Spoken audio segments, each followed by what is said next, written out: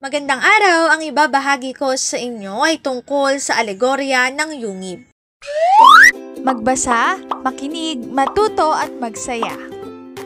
Ako si Binibining Menya. Handa na ba kayo? Tara na, umpisahan na nating isa-isahin at pirapirasuhin ang mga detalyeng nakapaloob dito. Katulad ng binanggit ko kanina, ang ibabahagi ko sa inyo ay tungkol sa alegorya ng yungib. Partikular na sa kahulugan ng alegorya ng yungib. Kahulugan ng akda. Ayon kay Plato, tayo ay tulad ng isang tao na nasa loob ng kuweba. Nakatanikala at nakaharap sa dingding ng yungib. May apoy sa ating likuran at ang tanging nakikita natin ay mga anino ng mga bagay sa labas ng kuweba. Dahil dito, kakailangan na nating humalagpos sa tanikala at lumabas ng kuweba upang makita ang katotohanan tungkol sa mga bagay. Buhay ni Plato, simbolismo. Una, ang kuweba. Ikalawa, ang mga taong nakakadena sa loob ng kuweba. Ikatlo, ang mga anino na kanilang nakikita. Ikaapat, ang taong nakalabas ng kuweba. The Republic, kung saan makikita ang alegorya ng yungib, Book 7 ay isinulat ni Plato noong 380 BC.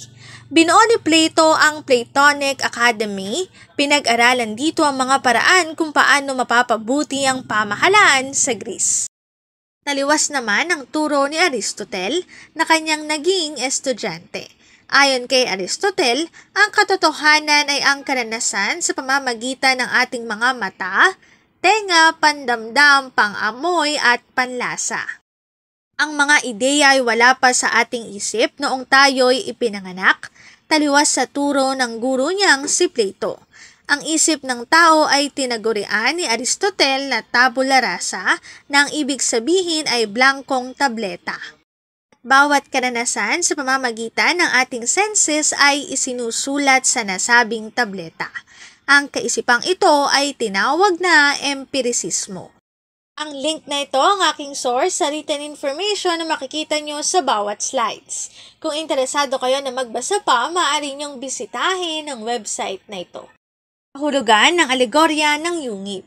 Dito na nagtatapos ang aking pagbabahagi. Sana ay marami kayong natutuhan. Muli, magbasa, makinig, matuto at magsaya. Ako si Binibining Menya. Paalam!